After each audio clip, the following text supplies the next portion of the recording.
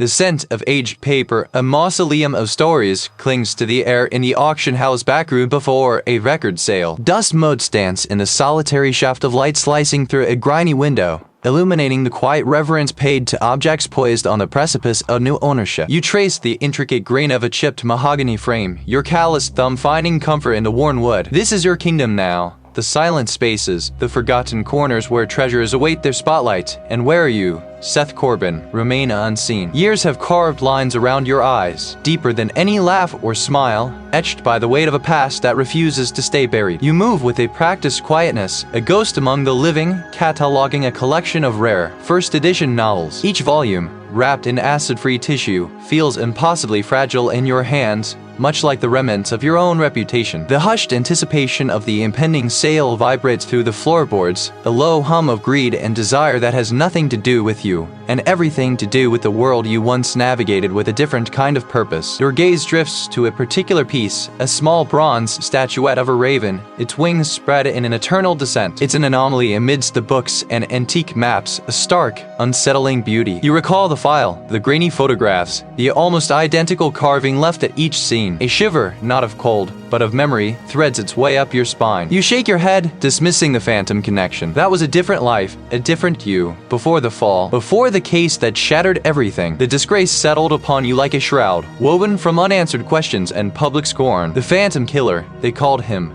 the architect of a series of meticulously planned murders that stumped every mind, including yours. The trail went cold, your career went colder, and you were left with nothing but the echoing silence of what-ifs. This quiet life, among the forgotten relics, was your penance, your sanctuary. A sharp, intrusive buzz vibrates against your hip. Your old, battered phone, usually silent save for the occasional automated message, flares with an unfamiliar number. You hesitate, your breath catching in your throat, a premonition tightening its grip. Is that really you? The voice on the other end is strained, familiar despite the years. It's a detective, an old colleague from the precinct, one of the few who still offered a nod of distant recognition rather than outright contempt. What do you want? You ask, your tone devoid of warmth. You can feel the fragile piece of the backroom beginning to fray. There's been another one, Seth, just like the others. The words are a blunt instrument, striking at the carefully constructed walls around your heart. He was found in his own private collection downtown. C'est Momo, the precision, the artistry of it. And the calling card, Seth, the damn calling card. The detective's voice cracks, heavy with an unspoken horror that you recognize all too well. You close your eyes, the image of the statuette burned behind your lids. The raven, you murmur, the word tasting like ash. Exactly, a small bronze raven, wings spread, just like the ones we found at the others. Just like the ones you obsessed over for months. There's a note of accusation, of weary resignation in his voice. It's him, Seth. He back. Your past, a predator you thought you had outrun, has finally caught up. The meticulously planned series of murders, the phantom killer you failed to catch, is no longer a ghost in your memories. He is real, present, and actively tearing new holes in the fabric of the city. You had built a fortress around your solitude, brick by careful brick. Now, with a single phone call, the walls have crumbled to dust. The quiet life, the sanctuary you sought, is irrevocably breached. Where? You ask, your voice low, steady, a determined edge cutting through the shock. The question is not an inquiry, but a declaration, a battle line drawn. The phantom killer has returned, and with him, the ghost of the detective you once were stirs from its long, bitter slumber. The game, it seems, has just begun. The hushed reverence for the antique books, moments ago a comforting balm,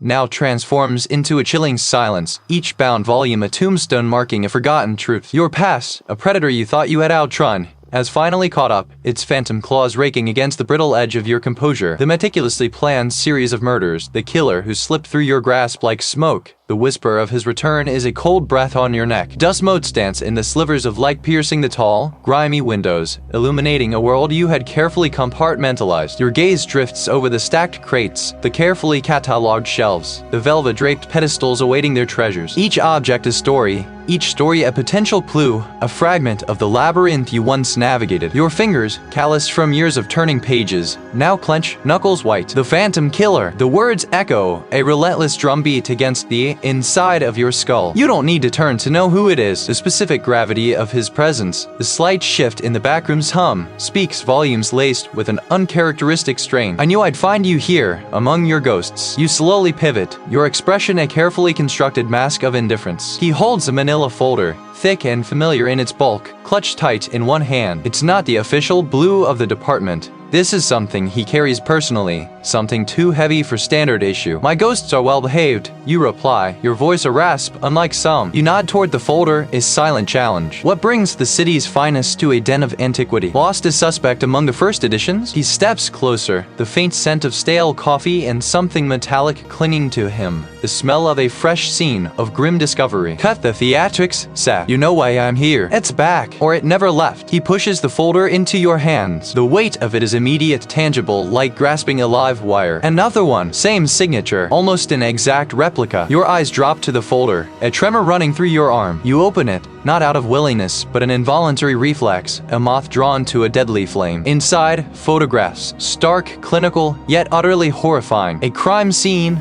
rendered in brutal detail. The meticulous placement of objects, the absence of struggle, the almost ceremonial atmosphere. The victim, the seasoned detective, continues, his voice hushed, a collector, like the others. And in his study, Seth opened to page 7. The Raylan, page 7. The specific, almost poetic detail of the missing book, its unique inscription, had been your obsession, a key you could never turn. Now it was placed, a taunting message, but the same edition, the same inscription, the same page marked. A replica, a message. He knew you'd see it, Seth. He knows you're still watching. A wave of nausea washes over you. This wasn't just a similar crime, it was a direct, calculated taunt. A gauntlet thrown down, specifically for you. The killer had remembered your obsession, your specific failure, and was twisting the knife. The phantom had never left. It had merely been biding its time, observing. You want my tainted insight? You say. He counters, his voice firm, cutting through your sarcasm. The man who understood the pattern, even if he couldn't stop it. The man who saw the art in horror. He pauses, his eyes pleading. Seth, we're out of options. The brass is scrambling. They're calling it a copycat, but I know better. You know better. This is him, and he's escalating. You close the folder. The images of the victim seared into your mind. The tension in the air is palpable, a live current humming between you and the seasoned detective. Your past is not merely catching up.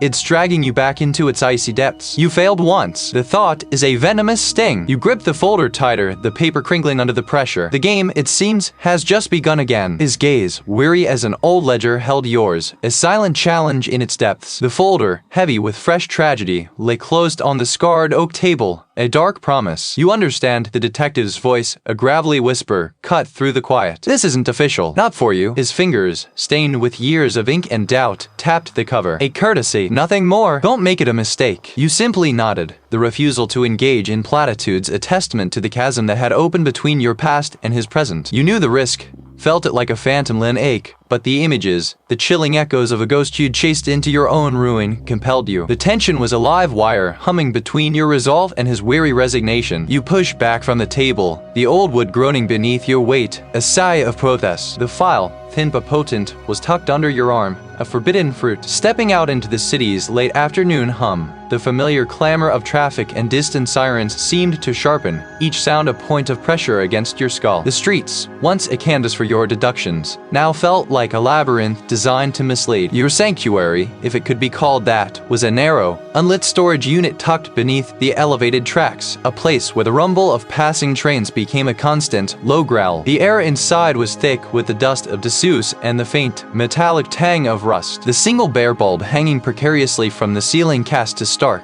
unforgiving light on the stacks of boxes, the shrouded furniture, and the single, rickety folding table that served as your command center. On that table, beneath a yellow drop cloth, lay the remnants of your former life, meticulously organized files, each tab and annotated, the ghosts of cases past. You stripped away the cloth, revealing the stacks of folders bound with brittle rubber bands. This was where the phantom had first taken root. Years ago, this was where your career had bled out. You placed the new file carefully beside the old, the stark white of the recent, reported jarring contrast to the faded manila of the past. You pored over the new photographs first, the victim's face a fresh wound, the scene a tableau of calculated cruelty. Then, you opened the original file, the one marked Corbin S. Unresolved. The weight of it was immense, a physical manifestation of your failure. You spread out the old crime scene photos, the faces of the long-dead victims staring up at you with silent accusation. You began to compare, methodically, meticulously. It was the same hand, you were certain, or a terrifyingly accurate imitation. But the seasoned detective's warning, his subtle implication that you were chasing phantoms, echoed in your mind. Was it too perfect? Too identical? Your fingers traced the faded outlines in the old photos, then moved to the crisp details details of the new. The victim profiles were similar,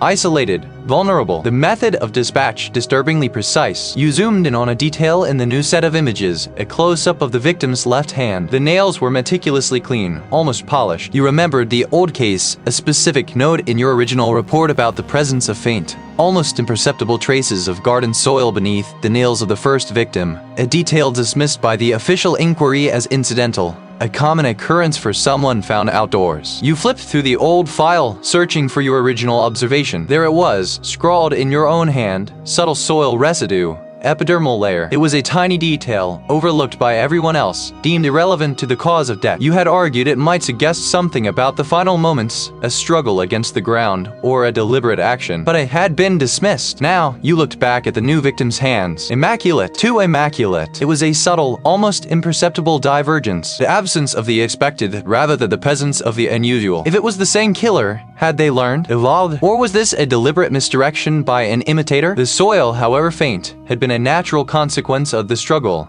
a detail the killer might not have been able to control. But the absence of it in the new case, the pristine state of the nails, suggested a deliberate cleaning. Reveals Seth's discovery, this wasn't just a copycat. This was the original killer, but smarter, more controlled, refining their method. Or terrifyingly, it was a copycat so precise they knew the original killers overlooked imperfections and had corrected them, trying to be more perfect than the original. The thought sent a shiver down your spine. The killer had either evolved, or someone was mimicking the ghost, correcting its flaws. The tension in the cramped storage unit became a suffocating presence. The similarities were allure, but the subtle discrepancies, the pristine hands, the absence of the small, human detail, were the real hook. This wasn't just a reawakening of an old nightmare. It was a twisted escalation. The game had changed, and you, Seth Corbin, were now inextricably, fatally, back in play. Dust motes danced in the sparse, sunlight-piercing grimy panes, illuminating a haphazard landscape of stacked mahogany furniture, crated porcelain, and towering boxes of vinyl. You navigated the labyrinth of forgotten treasures, your fingers tracing the spines of worn album covers, a phantom vibration of bass and treble humming in your memory. You weren't here for a bid, nor for nostalgia. A hushed tip, a whisper from a voice you hadn't heard in years, a record collection, specifically, Lot 317, held a piece of a life that felt unsettlingly familiar. A flicker, quickly dismissed, but now, with the recent echoes of that failure, every faint spark demanded your attention. The auction house assistant, a woman with a severe bun and spectacles perched on her nose, gestured towards a cleared table burdened with an overflowing crate. Lot 317, she announced, her voice flat, just brought up from storage. The deceased was quite the enthusiast. You nodded, your gaze already sifting through the plastic sleeves. The albums were eclectic, a mishmash of jazz, forgotten folk, and obscure classical. Your gloved hands moved with a practiced grace, lifting each disc, checking the labels, the condition. It was a methodical search, a rhythm you knew well, a silent conversation with the past. You weren't sure what you were looking for, only that something here felt like a loose thread, waiting to be pulled. Then, your fingers brushed against the sleeve for a specific album, a rare pressing of a melancholic classical piece. A shiver, not from the cool vinyl, traced its way down your spine. This was the same album, the very same obscure track that the first victim in your old case had been listening to, a detail known only to you and the initial investigators. It had been playing softly, a haunting backdrop to the scene. The detail was never released to the public. You paused, your breath catching. The plastic sleeve felt heavier than it should. With deliberate slowness, you slid out the record. Beneath the glossy, black disc, tucked carefully inside the paper inner sleeve, was a folded piece of parchment, aged and fragile. It didn't belong. Your fingers, usually so steady, trembled slightly as you unfolded the paper. It was a sketch, rendered with unnerving precision. A small, delicate drawing of a pressed forget-me-not, its tiny petals meticulously detailed, its stem curving with an almost photographic accuracy. Below the drawing, in elegant, almost calligraphic script, a single word was scrawled, found. The air became thin, suddenly difficult to draw into your lungs. The pressed forget-me-not. That was the small, human detail you had observed missing from the recent crime scene. A signature of the original killer, a tiny, almost insignificant flourish left at the edge of each tableau. A detail so subtle, so easily overlooked, that its absence in the new crime had given you pause, made you question if this was truly the same hand. Now, here it was, not at a crime scene, but delivered directly to you, a private message in a public space. The killer knew you were looking, knew what you were looking for, knew the precise, unreleased detail that differentiated the old from the new. And in that single word, found, They were not only acknowledging your observation but taunting you with it. They were telling you they had seen your deduction, and they were playing a game. This wasn't just a re-emergence, it was an engagement. The killer wasn't just repeating old patterns. They were responding to your investigation, directly targeting you. This wasn't just about catching a ghost, it was about a personal vendetta, a twisted dialogue initiated by a phantom. The pressure, already a crushing weight on your shoulders, intensified, becoming a suffocating presence. This was no longer just a case, it was a challenge, laid bare in the dusty back room of an auction house, a silent declaration that the hunter had now become the hunted. The pressed forget-me-not, its absence still a phantom weight in your palm, a silence where a whisper should have been. You traced the invisible edge of that missing bloom, a signature erased, yet screaming louder in its void than any flourish present. The killer had always left it, a tiny, almost insignificant flourish of final, cruel beauty at the edge of each tableau. Was it a lapse, or a calculated evolution? Your gut twisted, a knot of old failures and new, terrifying possibilities. Dust motes danced in the anemic light filtering from a high window, illuminating rows of crated artifacts and shrouded furniture. You moved with the quiet stealth of a predator, though here you were merely a ghost, an uninvited observer in a world that had long since cast you out. Corbin, the detective's voice, a gravelly rumble, snagged you from your thoughts. He stood by a large, ornate display cabinet, his gaze fixed on a man whose hands, though impeccably manicured, trembled slightly as he adjusted a velvet rope. Something tangible. You met his gaze, unflinching. Tangible doesn't always mean true, Mark. He gestured dismissively toward the curator, who now stood with a strained dignity, answering questions from a uniformed colleague. The victim had a contentious history with this one, a dispute over provenance, a missing antique,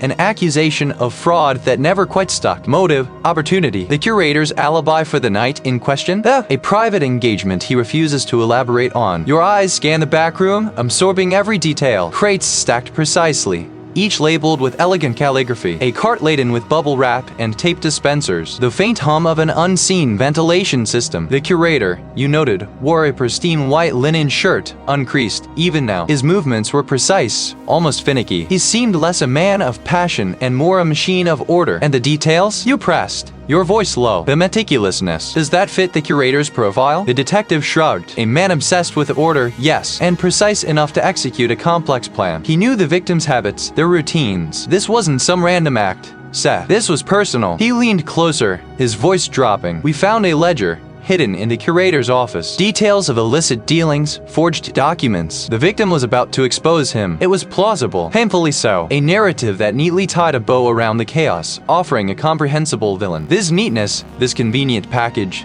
felt wrong. While the detective continued to press the curator, your own investigation began. You moved through the back room, a quiet presence. You examined the ropes used to secure the crates, noting the uniform industrial knots. You ran your fingers along the smooth, cool surface of a wrapped sculpture. Not blood, you instinctively knew.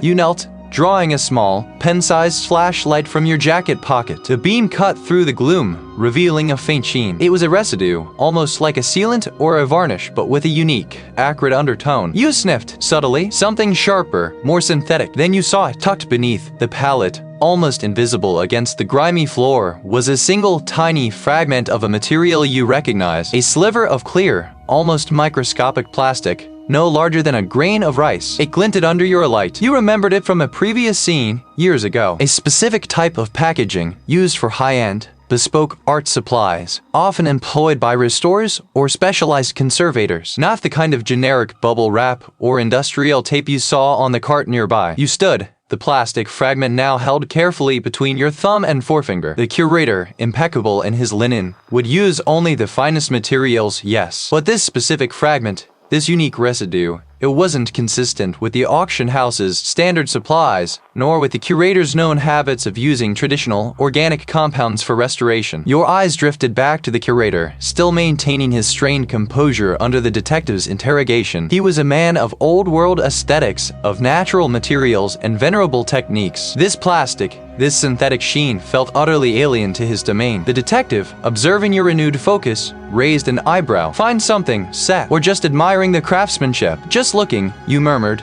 the fragment concealed. You knew the police had their man, their simple, satisfying narrative. Their methods were evolving, yes, but their meticulousness remained. The missing forget-me-not was not a sign of sloppiness, but a deliberate shift. The killer hadn't just returned, they had adapted, and you were the only one who saw the subtle, terrifying evolution. The chase had just grown infinitely more complicated. Velvet cloths draped over unseen forms hinted at the fortunes poised to change hands. You moved among them, a phantom among relics, your presence an unwelcome shadow in this hushed temple of acquisition. It was no larger than your thumb, yet its weight felt monumental, a condensed history of violence. The police had their neat, tidy narrative for the new crime, a confession coerced, a motive manufactured. But you knew better. The true killer, the phantom you had failed to catch, moved with a different purpose, a meticulousness that resonated with the cold logic of a master artisan. The missing forge had still gnawed at you. What did a killer need with a forge, unless their work was not merely destructive, but creative? Anything catch your eye, Seth? The pre-sale interest in the medieval collection is unprecedented. Genuine lineage, they say. He gestured with a gloved hand towards a display of early ironwork, gauntlets, and helms gleaming dully under the spotlights. You offered a non-committal grunt, your gaze already sweeping past the obvious, the beautiful, the historically significant. Your eyes were trained to see the cracks, the imperfections, the things that didn't belong. The fragment in your hand throbbed with an insistent pulse, a silent whisper in the cacophony of history. You needed to find its echo. It was the serpent that seized your attention, not its form, but a minute detail in its scaled body. Your thumb instinctively brushed the fragment you held, feeling the familiar,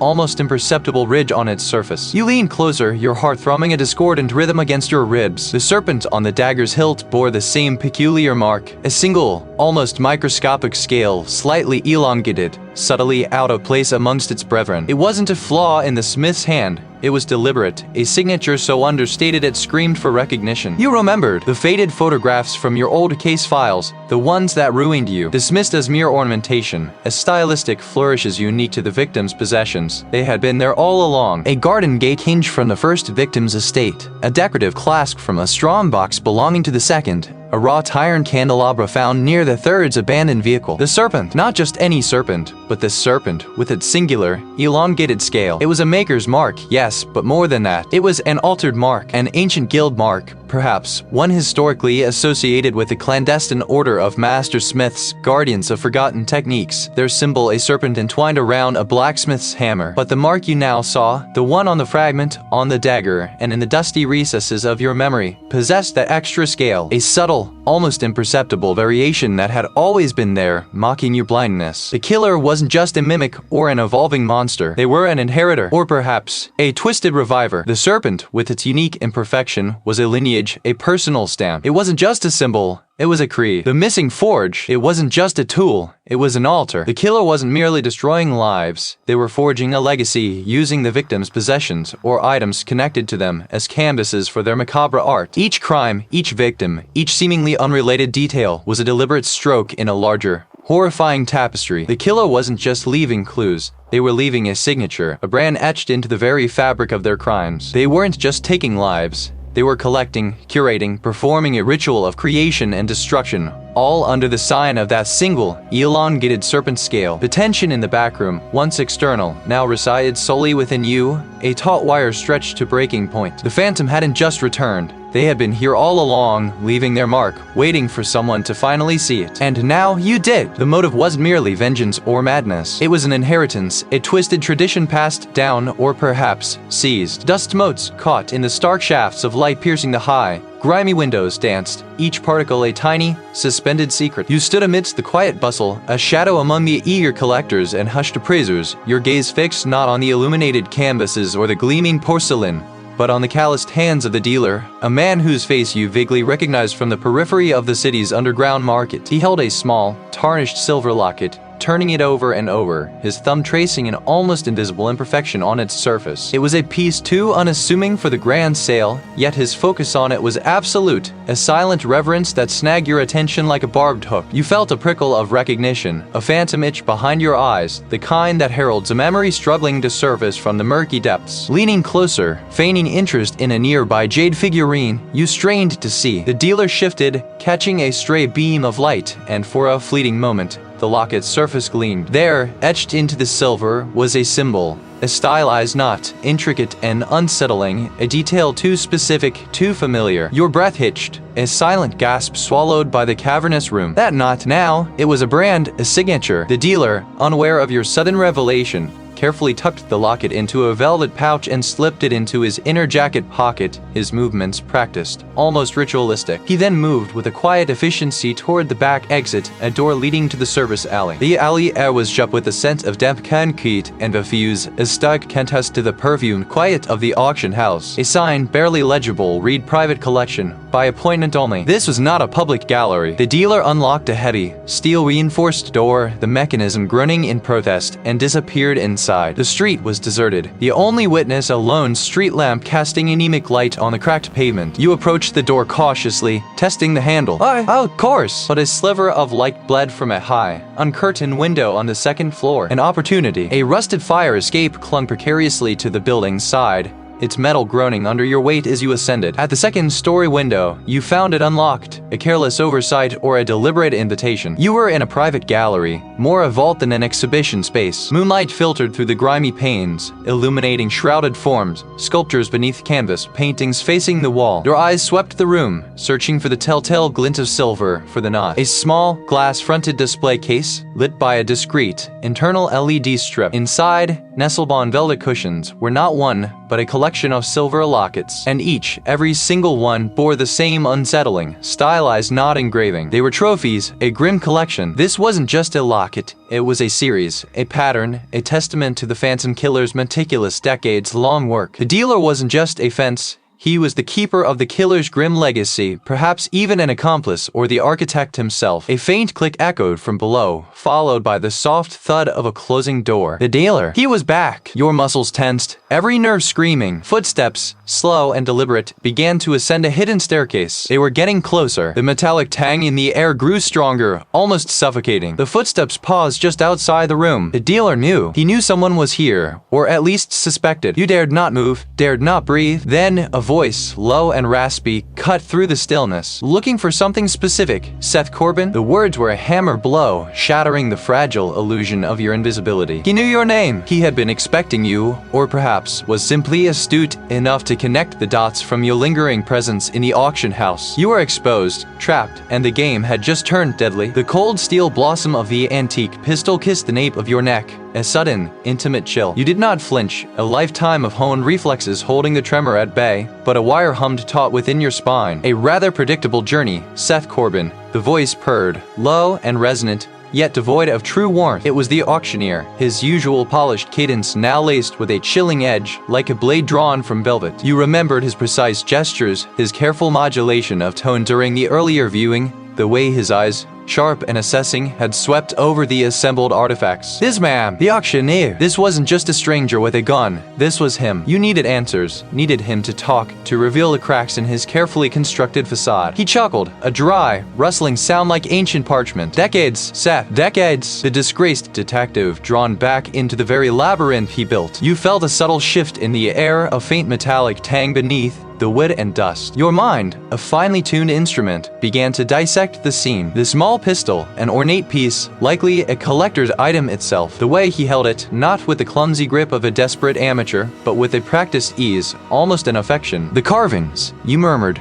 remembering the distinctive marks left at each crime scene, intricate, archaic symbols etched into bone or wood, dismissed by others as ritualistic nonsense. He paused, a flicker of surprise in his voice. Ah, you remember them. Good. I always appreciated your eye for detail, even if your deductions were lacking. He moved, stepping into your direct line of sight, the pistol now lowered slightly, aimed at your chest. They were my signature. Each piece a dedication. She owned the antique compass, didn't she? The one with the unique inscription. His smile widened, a thin, cruel line. Astute, Seth. Finally, that compass, you see, was the key. Not just a navigation tool, but a symbol of direction, of purpose. Something they lacked, squandering their inheritances, their legacies. And something you lost, didn't you, after you failed to grasp the true meaning of my work? Your work? You scoffed, a bitter taste in your mouth. You murdered innocent people.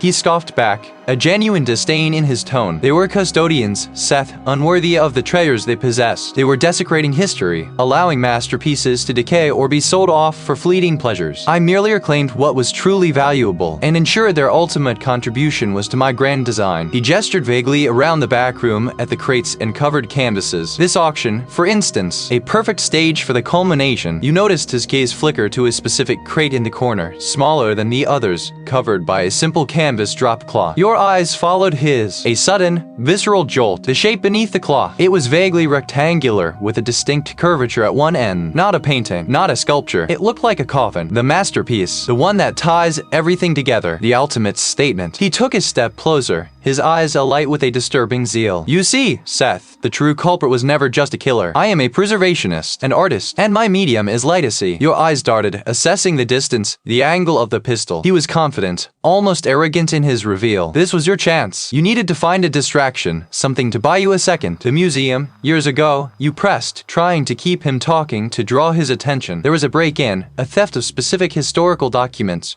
right before the first murder. You were the chief curator then, weren't you? His expression faltered, a micro-expression of annoyance flashing across his face. A necessary acquisition, Seth. Those documents outline the true lineage of certain artifacts, revealing the unworthy hands they had fallen into. They justified my interventions. He raised the pistol slightly, his patience wearing thin. But enough reminiscing. The time for revelation is over. The time for conclusion is at hand. As he spoke, your gaze fixed on a small, almost imperceptible detail on the antique pistol itself. Etched into the worn silver of the grip, barely visible beneath decades of handling, was a symbol. Not one of his elaborate carvings, but a simpler, stylized mark. The elder had disappeared without a trace. Years before the first murder Seth investigated, officially declared dead. But you had always wondered. The auctioneer caught your sudden focus on the pistol. His eyes narrowed. What is it, Seth? The one who supposedly vanished. He was the real target, wasn't he? Not the woman with the compass. He was just collateral. The Baron was the true unworthy custodian you spoke of. And this pistol, the calm, cultured facade cracked, revealing a raw, seething fury. You presume too much, detective. Some truths are best left undisturbed. He raised the pistol fully, the small muzzle now a gaping maw aimed directly at your forehead. You were always too close, Seth. Too observant for your own good. It's a pity. You could have been an artist yourself, in another life. The sudden movement, the shift in his balance as he brought the weapon up, was all you needed. Your left hand, swift as a striking viper, lashed out, not for the gun, but for the auctioneer's dominant wrist, twisting it sharply. Your right hand simultaneously shoved him hard, sending him stumbling back against a stack of antique tapestries. The pistol discharged with a deafening crack, the shot tearing a ragged hole through the priceless fabric behind him. The sound ricocheted through the quiet back room, a violent intrusion. The auctioneer cried out, more in surprise than pain, his grip on the weapon momentarily broken. You didn't hesitate. You were already moving, a blur of motion capitalizing on his disorientated state. Your shoulder slammed into his chest, knocking the breath from his lungs. He hit the ground with a grunt, the pistol skittering across the polished floor. Before he could recover, your knee was on his chest, pinning him. His eyes, wild and enraged, stared up at you. You don't understand, he gasped, struggling beneath your weight. I was bringing order.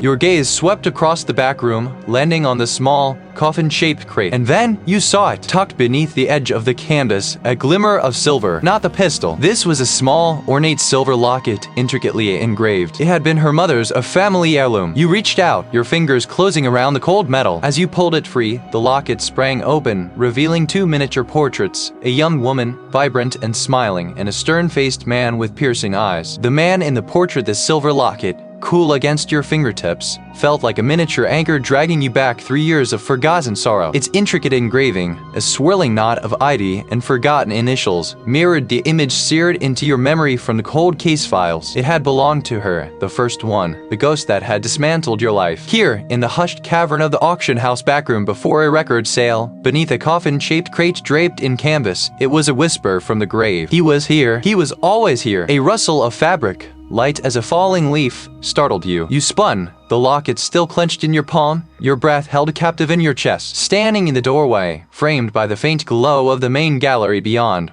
was the curator. His hands were clasped before him, a serene smile playing on his lips. Yet his eyes, usually placid, held a glint of something sharper, something predatory. Searching for something, Seth. His voice was a silken thread, devoid of surprise, as if he had expected you. Your gaze flickered to the coffin-shaped crate, then back to him. The silver locket, a silent accusation between you. This, you stated, your voice rough with disuse, belonged to her. The girl from the river. The curator's smile widened, a thin, cruel line. He took a step closer, then another, his movements unnervingly graceful. A charming piece, isn't it? Such exquisite craftsmanship. A shame its original owner never truly appreciated its value. He gestured vaguely at the locket. Or her own. You were there, you accused. The words a hammer blow against the quiet. All along. The phantom. It was always you. He chuckled, a dry, brittle sound that echoed off the high ceilings. Cloud Thumb. A lovely moniker. You always did have a flair for the dramatic, Seth. Obsessed with the macabre, the rare, the tragically beautiful. Just like this house. And just like her. He nodded towards the canvas-draped crate. A final, exquisite piece of art to cap off a lifetime of injustice. He reached out, his fingers brushing the canvas covering the crate. You see, Seth,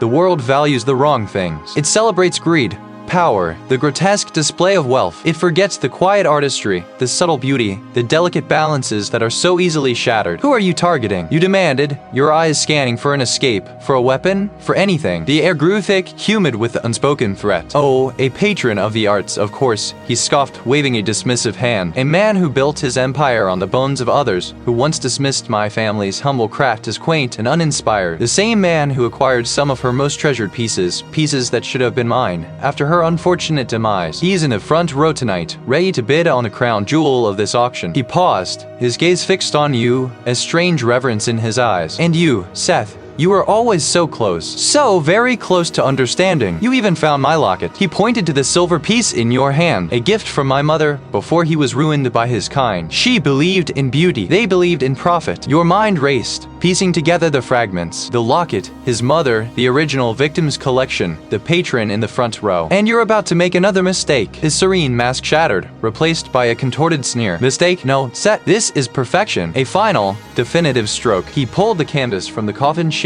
crate with a flourish. Inside, resting on a velvet cushion, was not a body, but a magnificent, antique crossbow intricately carved with mythical beasts. It looked like a museum piece, deadly and beautiful. A custom-grafted bolt, and a rather potent, fast-acting neurotoxin. One shot, silent, undetectable until it's far too late. The perfect accident in the chaos of a bidding war. He reached for the crossbow, his fingers caressing the polished wood. You lunged, a desperate, guttural cry tearing from your throat. Your shoulders slammed into his chest, sending him stumbling back against a stack of framed prints. The crossbow clattered to the floor, sliding under a nearby table. He moved with an unexpected speed, a blur of motion as he grabbed a heavy bronze sculpture of a rearing horse from a nearby pedestal. He swung it, a deadly arc aimed at your head. You ducked, the cold metal whistling past your ear, the force of the blow rattling the very air. You retaliated, your years of training kicking in, rusty but potent. You fainted left, then drove your fist into his midsection. He grunted. The wind knocked from him, but he held on to the sculpture, using its weight as a shield. He swung again, a wild, desperate strike. You blocked with your forearm, a jolt of pain shooting up to your shoulder, but you held your ground. The distant murmur of the crowd in the main gallery grew louder, a wave of excited chatter. The auction was about to begin. The clock was ticking. He pressed his attack, driving you back toward the wall, the bronze horse a constant, menacing presence. You always interfered, Seth, he hissed, his face contorted with rage. Always in the way, always trying to save the undeserving. You saw an opening, a flicker of hesitation in his eyes. He was strong, but he lacked your street-hardened resilience. With a surge of adrenaline, you ducked under his next swing, grabbing his wrist, twisting. The sculpture clanged to the floor, echoing like a death knell in the confined space. You followed through, driving your knee into his side, then shoving him hard against the wall. He gasped, his head thudding against the plaster. For a brief moment, he was stunned. Your eyes darted to the crossbow, glinting under the table. He saw your gaze, and a desperate resolve hardened his features. He pushed off the wall, staggering toward the weapon, his hand outstretched. Oh! You roared, throwing yourself after him. You tackled him, a tangle of limbs and desperate force, sending you both crashing to the floor. Your hand closed around his struggle for control over the deadly antique. His fingers clawed at yours, his nails tearing at your skin. The cold metal of the crossbow pressed against your palm. You could feel the trigger, just beneath your thumb. The auctioneer's voice, amplified and booming, suddenly cut through the wall, announcing the start of the record sale. The sound was a jarring counterpoint to the silent, desperate struggle unfolding in the back room. His target was just moments away. You had to stop him. Now, you twisted, a coiled spring unleashed, and the stranger's wrist buckled under your grip. A grunt tore from his throat, not of pain, but of surprise, a momentary fracture in his carefully constructed composure. His eyes, once a chilling void, now held a flicker of something raw, something almost human. This was it, the final act. Your momentum carried you forward, a blur of motion fueled by years of gnawing regret and a sudden, fierce clarity. You didn't release his wrist. Instead, you pivoted, using his own weight against him, driving your knee into the soft space behind his thigh. He stumbled, a clumsy puppet, suddenly untethered, and you pressed the advantage, slamming him against a stack of crated canvases. The wood groaned in protest. The scent of fresh paint and canvas dust suddenly sharp in the air. His breath hitched. He tried to lash out with his free hand, but you were closer, faster, your own movements honed by instinct and the grim memories of countless skirmishes. Your palm connected with the side of his head, a brutal, open-handed strike that echoed the dull thud of a falling sack of grain. His head snapped back, his eyes momentarily unfocused, and a thin trickle of blood appeared at the corner of his mouth. He sagged, defeated, the fight draining from him like water from a sieve. You held him there, pinned against the crates, your chest heaving, the adrenaline a bitter metallic taste on your tongue. His gaze, when it found yours again, was no longer menacing, but utterly vacant, stripped bare. Why? You rasped, the single word heavy with the weight of decades. Why the game? Why the theater? A faint, almost imperceptible smile touched his lips, a ghost of the arrogance that had defined him. Because you were the audience, Seth. Oh yes. His voice was a dry whisper, barely audible above the distant hum of the auction hall preparing for its grand spectacle. And the best performances, they demand a captive gaze. Reveal sash discovery, a faint glint caught your eye. From the pocket of his tailored jacket, dislodged during the struggle, a tarnished silver locket had fallen. It lay on the floor, nestled among the ceramic shards, its surface etched with an unfamiliar crest. You recognized the symbol immediately, a small, almost insignificant detail from the old case files. The crest of a forgotten family estate, long since demolished, where the first victim had been found. It was a detail you dismissed as irrelevant, a red herring in the labyrinth of the initial investigation. He wasn't just like the old killer. He was the missing piece, the phantom who had haunted your career. The crest was the key, unlocking a deeper, more personal connection to the past than you could have ever imagined. It confirmed that the killer had always been intimately linked to the victims, and to you, through the precise thread of that first unsolved tragedy. Before you could press him further, a sudden commotion erupted from the corridor. Footsteps pounded, urgent and heavy. The door burst open, revealing the stoic face of the detective, flanked by two uniformed officers, their weapons drawn and leveled. Their eyes swept the chaotic scene, the overturned pedestal, the shattered sculpture, the stranger slumped against the crates, and you, standing over him, your knuckles bruised, your breath ragged. Seth, the detective's voice was calm, but edged with a tension that mirrored your own. Step away from him. You released your grip, slowly raising your hands, your eyes never leaving the stranger's face. He offered no resistance as the officers moved in, their movements swift and practiced. He let them cuff him, his gaze still fixed on you, a strange, knowing glint returning to his eyes. It was a look that promised unspoken truths, a silent agreement that the final act was indeed over, but the story, perhaps, was not. You watched the detective exchange a brief, silent nod with you before following his captive out. The space, once a crucible of violence, now felt strangely empty, sterile, ready for the mundane business of commerce. You were alone amidst the wreckage of the confrontation. Your hands trembled, not with fear, but with the aftershock of adrenaline, the sudden release of a burden you hadn't realized had become so heavy. Your muscles ached, a symphony of protests from every joint and sinew. A dull throb began behind your eyes. You knelt slowly, picking up a shard of the shattered sculpture, its edge surprisingly sharp. It was beautiful, even in ruin, but the victory felt bittersweet, tinged with the lingering taste of the stranger's final, cryptic gaze. You ran a thumb over the tarnished silver locket,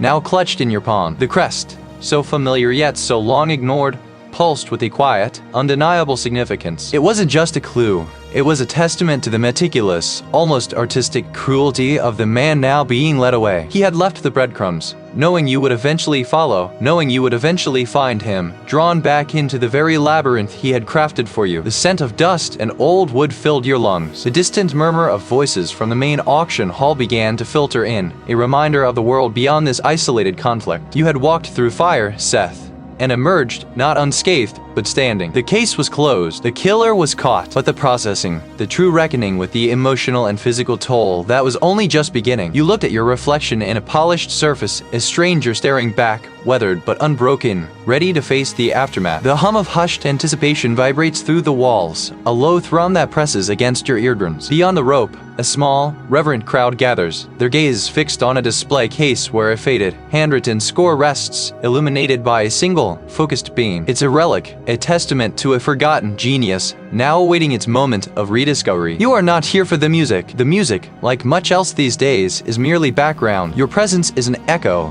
a quiet confirmation of a world recalibrated. The stranger, whose eyes held that chilling glint, now sits in a confined space, stripped of his meticulous facade. His name, you learned, was merely another carefully constructed layer, a temporary identity adopted for each phase of his grim collection. He wasn't a phantom, not truly. He was a collector. Yes, but not of artifacts or melodies. He collected moments, the precise instant a life ended, believing he was creating a perfect, unrepeatable composition each time. The revelation arrived not through a dramatic confession, but through the sheer weight of evidence, a meticulous ledger found hidden behind a loose brick in his rented room. Dates, locations, a single cryptic word for each victim, a private taxonomy of suffering. He had curated his victims based on a specific, almost artistic criterion, a twisted symmetry that mirrored the structure of an elaborate musical piece. The knowing glint had been a silent challenge, an acknowledgement that only you, the disgraced detective haunted by his earliest work, could truly appreciate the perverse artistry of his final movement. He had wanted you to find him, to complete his masterpiece. A colleague, one of the younger officers who had once looked at you with thinly veiled pity, approaches. His nod is different now, firmer, holding a new measure of respect. Seth, he says, the name sounding less like a ghost and more like a man reclaimed. The official statement is out. They're calling it the Corbin breakthrough. The old commissioner even put out a public commendation. Almost unheard of. You offer a slight inclination of your head, the words landing like pebbles in a quiet pond. The partial restoration of your name, the slow mending of a reputation shredded years ago, feels less like triumph and more like the removal of a heavy, suffocating blanket. The air you breathe is clearer,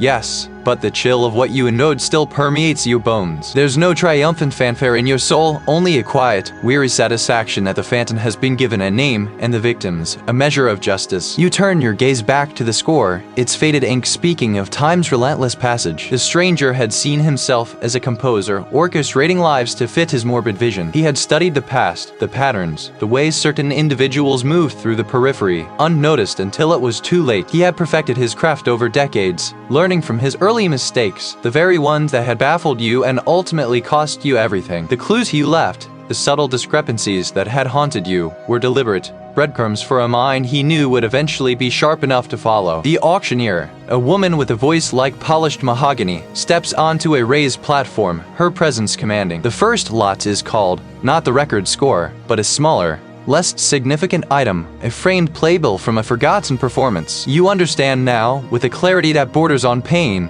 that the world is full of hidden scores, unheard melodies, and forgotten tragedies. The stranger had exploited that blind spot, operating in the quiet spaces between the known. Your hand drifts to the inside pocket of your jacket, where a small, worn notebook rests. It's not the official kind, not anymore. This one is filled with your own observations, your own nascent theories, the unwritten rules of the forgotten. You won't return to the force. That chapter is closed, sealed by resignation and regret. But a different path unfurls before you, a narrow, less traveled road. The auctioneer's voice rises, a crescendo building. Going once, going twice. The hammer falls with a sharp, decisive crack. A new beginning for someone, for something, and perhaps for you. You turn from the velvet rope, the faint strains of the record sale beginning to fade behind you, stepping out into a world that still holds its secrets. But now, you know how to listen. The tension hasn't evaporated, not entirely.